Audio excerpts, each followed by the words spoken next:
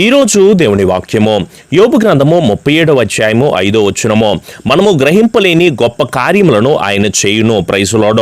మన కుటుంబాల్లో ఎన్నో అద్భుతాలు జరగాలని, ఎన్నో ఆశ్చర్య కార్యాలు జరగాలని, మీలో చాలా మంది కూడా స్వస్థత లేక, విడుదల లేక, కృప పొందుకోలేక, శాంతి సమాధానం లేక, ఏంటో ఈ అభివృద్ధి ఏంటో ఎక్కడ కనిపించట్లేదు, నాకు ఏంటో ఈ బంధకాల చేత పీడించబడుతున్నా, నా కుటుంబం అంతా ఎంతో బాధాపరితమైన పరిస్థితిలో ఉంటున్నప్పుడు ఈ సమస్యలు పోవా, ఈ శ్రమలు పోవా, ఈ వ్యాధులు పోవా, ఈ కరోనా సమస్య పోదా అని చెప్పేసి మీరెంతగానో ఆలోచిస్తున్న సమయంలో సర్వోన్నతుడైన దేవాది దేవుడు తెలియచేస్తున్న మాట, మీరు గ్రహించలేని, మీరు ఊహించలేని గొప్ప కార్యములు ఆయన తప్పకుండా జరిగిస్తాడు. యాయిరు కుమార్తె చనిపోయినప్పుడు అందరూ చనిపోయిన తర్వాత పాడి ఎత్తి తీసుకెళ్ళిపోతా ఉంటుంటే, ఏడుస్తూ ఉంటుంటే, బాధపడతా ఉంటుంటే, అందరూ ఒకలాగా ఆలోచన చేస్తుంటే సర్వోన్నతుడైన దేవుడు మాత్రమో భయపడొద్దు, నమ్మిక మాత్రం ఉంచమన్నారు. ఈ మాట విని మనకు కొంచెం ఆశ్చర్యం అనిపిస్తూ ఉంటుంది. నిజమే కదా, ఎవరైనా చనిపోయే స్థితిలో ఉంటే అమ్మ మీరు భయపడబాకండి అని చెప్పొచ్చు, కానీ చచ్చిపోతే ఇంకేం చెప్తాం చెప్పండి? చనిపోయిన వారు ఏ రోజైనా చనిపోతారమ్మా అని చెప్పడం తప్ప ఇంకొక మాటని మనం చెప్పలేని స్థితిలో ఉంటామో. అయితే యేసు ప్రభులు వారు మనం ఊహించిన దానికంటే, మనం అడిగిన దానికంటే అద్భుత కార్యములు జరిగించగలిగిన గొప్ప దేవుడు ఆయన. యాయిరు కుమార్తె విషయంలో ఏంటి, లాజరు చనిపోయినప్పుడు విషయం ఏంటి, దేవుడు గొప్ప కార్యములు జరిగించడానికి ఆయన సిద్ధంగా ఉన్నాడు. మీరేమి బాధపడదో, మీరు అనుకుంటున్నారో ఈ కష్టాలు పోవని, ఈ సమస్య పోదు అని, ఈ అప్పు పోదు అని, ఈ వివాహాలు, ఈ అమ్మాయికి ఇంకా వివాహం కాదు అని, నీ భర్త తిరిగి రాడు అని చుట్టుపక్కల వారు మాట్లాడుతూ ఉంటుంటే, అక్రమ సంబంధాలు పెట్టుకుని నీ భార్య కానీ నీ భర్త కానీ వేదనభరితమైన పరిస్థితుల్లో వెళ్తుంటే, నీ వ్యాపారంలో అభివృద్ధి రాదో, ఇంకంతే ఈ లాక్డౌన్లో నీ భవిష్యత్తు ఉండదు, నువ్వు చేసిన అప్పులు తెరవో, ఈ ఈఎంఐస్ కట్టుకోలేవో, నీ కుటుంబంలో సమస్య పోదో, నీ శ్రమలు పోవో, ఈ వ్యాధి భరితమైన పరిస్థితిలో నువ్వు దీని నుంచి విడుదల పొందుకోలేవు అని చెప్తా ఉంటుంటే, మీరు అలాంటి మాటలను ఎవ్వరు కూడా నమ్మవద్దు. రాబోతున్న రోజుల్లో మనము నమ్మిన దేవుడు తప్పకుండా అద్భుత కార్యాలు జరిగిస్తాడు. చాలా మంది అంటున్నారు ఇంకా విదేశాలను ఉండిపోతారు, ఫ్లైట్స్ లేవో, అక్కమ్మ లేదో, మీ బ్రతుకింతే, మీ జీవితం అదే అని చెప్పేసి అంటా ఉంటుంటే వారి మాటలు ఎవ్వరు కూడా నమ్మబాకండి. నా దేవుడు తప్పకుండా మీరుంటున్న ప్రతి బంధకాన్ని ఇచ్చి ఊహించిన దానికంటే అధికమైన కృపను దయచేస్తాడో.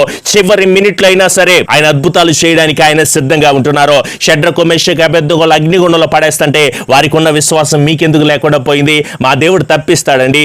ఏది అగ్నిగుండంలో పడేసినా తప్పిస్తాడా? సింహాల బోన్లో వేసినా తప్పిస్తాడా? చనిపోయినా రక్షిస్తాడా? బాధాకరమైన పరిస్థితులకు వెళ్ళిపోతా ఉంటున్నా సరే రక్షిస్తాడా, సంరక్షిస్తాడా అని వాళ్ళందరూ కూడా ఆశ్చర్యపోతా చూస్తూ ఉంటుంటే నిజంగానే ఆశ్చర్య కార్యాలు చేశాడు.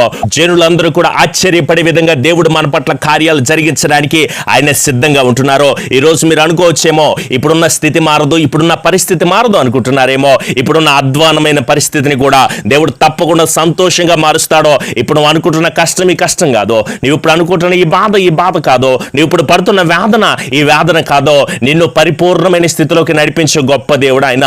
నీ దుఃఖాన్ని చూస్తున్నాడు, నీ వేదనని చూస్తున్నాడు, నీ కన్నీటిని చూస్తున్నాడు, నీ కష్టాన్ని చూస్తున్నాడు. ప్రతిరోజు రాత్రికాల సమయం వద్దు నువ్వు కన్నీటితో బాధపడుతూ, వేదన పడుతూ, అయ్యో నా బ్రతుకు అయిపోయింది, నా జీవితం అయిపోయింది, నా కొడుకు పరిస్థితులు ఎలా ఉంది, మా అల్లుడు చూస్తే ఎలా అయిపోతున్నాడే, నా కుమార్తె చూస్తూ ఉంటుంటే ఇంత దారుణమైన పరిస్థితిలో ఉంటున్నారేంటి, నా బంధువులు ఎన్నో రకాలుగా అంటున్నారు, నాకు ఇంకా ఉద్యోగాలు రావా, ఈ వ్యాపారాల నుంచి వృద్ధి లేదా, నాకు ఈ వ్యభిచార మనస్సుతో నుంచి నా భర్త నా భార్య బయటికి రారా అని చెప్పేసి ఎదురు చూస్తూ ఉంటూ ఎంతగానో రాత్రిపూట కష్టపడుతూ ప్రార్థన చేస్తూ ఉంటున్నావు కదా. దేవుడు నీ ప్రార్థన చూస్తున్నాడు. తగిన సమయకాలమందు ఆయన మిమ్మల్ని అందరినీ కూడా హెచ్చిస్తాడు, ఆశీర్వాదాన్ని ఇస్తాడు, దీవెనకరమైన జీవితాన్ని ఇస్తాడు, పూదండగా నడిపిస్తాడు. మీరు పడుతున్న కష్టాన్ని దేవుడు చూస్తున్నాడు, తప్పకుండా సంతోషం ఇచ్చి నడిపిస్తాడు, ఆశీర్వాదకరమైన జీవితాన్ని దేవుడు దయచేస్తాడు, దీవెనకరంగా మారుస్తాడు, నీ జీవితంలో గొప్ప సంతోషం ఇచ్చి నడిపిస్తాడన్న సర్వోన్నతుడైన దేవుని మీరు మర్చిపోవద్దు. అయితే ఏం చేయాలి పాస్టర్ గారు అంటే, గొప్ప కార్యాలు జరిగిస్తాడు, ఆశ్చర్య కార్యాలు జరిగిస్తాడు, అడిగితే తప్పకుండా కార్యాలు జరిగిస్తాడు. కానీ మరి మనం ఎలా ఉండాలి అని అడుగుతున్నారు కదా.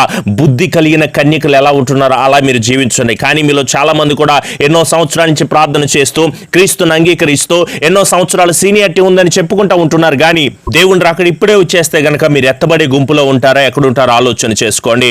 ఈ 10 మంది కన్యకులు కూడా పాటలు పాడారు, 10 మంది ప్రార్థన చేశారు, 10 మంది వాక్యాన్ని విన్నారు, 10 మంది సువార్తను ప్రకటించారు. వీళ్ళందరూ కూడా శిలువ భారం కలిగి, ప్రేమ కలిగి జీవించిన వారిగా ఉంటున్నారు. కానీ 5 మాత్రము బుద్ధి లేని వారిగా ఉంటున్నారు. వాళ్ళలో ఎంత బుద్ధి లేదు అంటే, వారి సిద్ధలో కొంచెం నూనె వేసుకోలేదో, వాళ్ళు నూనె డబ్బాలో కొంచెం నూనె తక్కువ వేసుకున్నారు, పర్లేదులే సరిపోదులే అనుకుంటున్నారు. ఇది కేవలము కొంచెము సిద్ధపాటు లేని విధానమే వాళ్ళు ఇక్కడ ఉండిపోయేలాగా చేసింది. ఇంకా చెప్పాలి అంటే, ప్రభువా ప్రభు అని అక్కడికి వెళ్ళి పిలుస్తూ ఉంటే ఆయన ఏమన్నాడో తెలుసా? మీరెవరో నాకు తెలియదు అన్నాడు. అదేంటండి, ఆ 10 మంది వచ్చామో 5 మాత్రమే మీ దగ్గరికి ఎందుకు వచ్చారో, మేమెందుకు 5 ఇక్కడే విడవబడిపోయామో, ఇక్కడే ఉంటున్నాము, ఇది బాలేదండి అని చెప్పేసి మాట్లాడుతున్న వారితో ఆయనతో చెప్పిన మాట, అయ్యా ఆ 10 మంది కూడా కలిసి అద్భుతాలు చేశామండి, మేమే కదండి ఆ దెయ్యాలను వెళ్ళగొట్టాము, మీ నామములు అనేకమైన అద్భుతాలు మేము చేశాం కదండి, అయ్యా ఒకసారి తలుపు తెరవండి అని వాళ్ళందరూ కూడా అడుగుతూ ఉంటే అప్పుడు అన్న మాట, నేను మిమ్మల్ని ఎన్నడూ కూడా ఎరగను, అక్రమము చేయవర్లారా మీరు నా యుద్ధం నుంచి తొలగిపోండి అని చెప్పాడు. ఈ మాట మన దగ్గరికి రాకముందే మనమందరం జాగ్రత్త పడే వారిగా ఉందాం. మనమందరం పాటలు పాడుతున్నాం, వాక్యం చదువుతున్నాము, దేవుని స్తుతిస్తూ ఉంటున్నాము, సాక్ష్యం ఉందని చెప్పుకుంటున్నాము, బాప్తిసాన్ని తీసుకున్నామని చెప్పుకుంటున్నాము. కానీ మీరు కొంచెము సిద్ధపాటు లేకపోయినా సరే ఇక్కడే విడవబడే వారిగా ఉంటారో. భయంకరమైన పరిస్థితి అండి. దేవుని రాకడ వచ్చేటప్పుడు కనుక మనం ఇంకా ఇక్కడే ఉండిపోతే ఏ ఉపయోగం ఉంటుందో చెప్పండి. మీరు వాక్యాన్ని వింటున్నారు, ప్రతిరోజు వాక్యాన్ని విని అన్న నేను ఎంతో ఆధ్యాత్మికంగా బలపడుతున్నానా, మీ వాక్యాల వలన జీవితాన్ని మార్చుకున్నానని చెప్తున్నారో, కానీ నీ కుటుంబం రక్షించబడాలి. నీ కుటుంబం రక్షించబడలేదంటే కారణం నువ్వే. నీ ప్రవర్తన బాలేదు, నీ నడవడిక బాలేదు. సిస్టర్ బ్రదర్స్, తప్పకుండా దేవుడు మీ కుటుంబాల పట్ల కార్యాలు జరిగిస్తాడో. మరి నీ ఇంటిని కట్టుకోవాల్సిన బాధ్యత నీ మీదే ఉన్నది. ఈ వాక్యాన్ని వినడమే కాదు, విన్న తర్వాత బండ మీద ఇల్లును కట్టుకున్న బుద్ధిమంతుడిని పోలి మనం నడుచుకునే వారిగా ఉండాలి. ఒకవేళ బండ మీద కట్టుకుంటే, క్రీస్తు అనే బండ మీద కనుక మీరు మీ ఇంటిని కట్టుకుంటా ఉంటే, వానలు కురిసినా వరదలు వచ్చినా ఎంత భయంకరమైన పరిస్థితులు మన మీదకి వచ్చినా సరే పునాది బండ మీద వేయబడింది గనక అది ఎప్పుడు పడిపోదు. ఒకవేళ ఈ నా మాటలు వింటున్న మీరందరూ కూడా ఇసుక మీద కట్టుకుంటూ ఏదో పాస్టర్ గారు అలాగే చెప్తా ఉంటారులే, లైవ్లు అలాగే మాట్లాడుతూ ఉంటారులే, లేకపోతే ఈ భయంకరమైన పరిస్థితుల్లో మా తాత ముత్తాతల కాలం నుంచి కూడా దేవుని రాకడ వస్తుంది అంటున్నారు, రావట్లేదు అంటున్నారేమో. దయచేసి ఒక్కసారి ఆలోచన చేయండి. ఇప్పుడుంటున్న పరిస్థితి, ఇప్పుడుంటున్న వేదనకరమైన పరిస్థితి, ఆయన రాకడ సూచన అంటున్నప్పుడు మీరు ఇసుక మీద కట్టుకునే పునాది అది ఎక్కువ కాలం ఉండదు. సమస్యలు కానీ, ఇబ్బందులు కానీ, ఇరుకులు కానీ మన మీదకి వచ్చి ఎన్నో వేదనభరితమైన పరిస్థితులు వస్తున్నప్పుడు మనమందరము బుద్ధి గల కన్యకలు అయితే సిద్ధపాటును కలిగి ఉన్నారో అలాగే ఉందాము. బుద్ధి గల వారు ఏ విధంగా అయితే బండ మీద తన ఇంటిని కట్టుకున్నారో అలాగే ఏర్పాటు చేసుకునే వారిగా ఉందాము. బుద్ధి కలిగిన కుమారుడు ఎప్పుడు కూడా తన తండ్రిని సంతోష పెడతాడు కదా. సర్వోన్నతుడైన దేవాది దేవుని, జీవము కలిగిన దేవాది దేవుని మనమందరూ కూడా సంతోష పెట్టే వారిగా ఉందాము. మన మధ్య గొప్ప కార్యాలు చేయడానికి ఆయన సిద్ధంగా ఉన్నాడు. కానీ మీరు ఏ రకమైన సిద్ధపాటును కలిగి ఉన్నారో మిమ్మల్ని మీరే పరిశీలన చేసుకోండి. ఆయన రాకడ సమీపిస్తూ ఉంటుంది. మీరందరూ మార్పు చెందండి. ఎవరైతే నమ్మి బాప్తిసం పొందుతారో వారు నిత్య రాజ్యానికి చేర్చబడతారో. నమ్మని వారికి శిక్ష విధించబడుతుంది. ఈ లోకము శాశ్వతం కాదు. ఈ లోకంలో మీరు ఏది అనుకుంటున్న ఏదైనా సరే మీతో పాటు రాదు, మీతో పాటు దరికి చేరదు గనక ఈ లోక సంబంధమైన విషయాల గురించి ఆలోచించడం మానేసేయండి. మీ కుటుంబం అంతా కట్టబడే విధంగా దేవుని ఆత్మ మీకు తోడై ఉండి నడిపించబడును గాక. ఆమెన్. ఆయిల్స్ తీసుకోండి. కృపాసత్య సంపూర్ణుడా, మా గొప్ప దేవా, నీ ఘనమైన కృపగలిగిన శ్రేష్టమైన విలువైన ఉన్నతమైన నామాన్ని బట్టి వందనములు ప్రభువా. 7 రోజుల ఉపవాస ప్రార్థనలో ప్రభువా, ప్రాముఖ్యమైన శుక్రవారపు ప్రార్థనలో ఈ విధంగా మేమందరం కూడా చేరి ప్రార్థించుకోవడానికి మీరు మాకు ఇచ్చిన ఈ ధన్యకరమైన సమయాన్ని బట్టి మీకు వందనాలు ప్రభువా.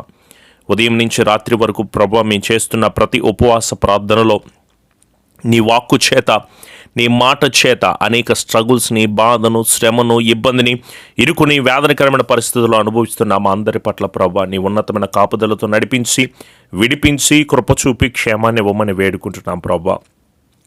ఒట్టివారిగా, మట్టివారిగా, ఎందుకు పనికిరానటువంటి వారిగా ఉంటున్న మా అందరి బ్రతుకుల్లో నీ ఉన్నతమైన కాపుదల చేత నింపుతున్నందుకు వందనాలు. చేస్తున్న ప్రతి పనిలో కూడా ప్రభువా నీ అత్యున్నతమైన కృపను కలుగు చేసి, స్థిరపరిచి, బలపరిచి, కృప చూపి, క్షేమాన్నిచ్చి, నడిపించి, బలాభివృద్ధిని బిడ్డలకు మీరు కలుగు చేయమని ఈ ఉపవాస ప్రార్థనలో ప్రభా మీకు ఇష్టానుసారముగా మేమంతా నడుచుకున్నట్టుకు నీ కాపుదల బిడ్డలకు మీరు అనుగ్రహించండి. విదేశాల్లో ఉంటున్న బిడ్డలకు క్షేమాన్ని మీరు కలుగు చేయండి ప్రభా.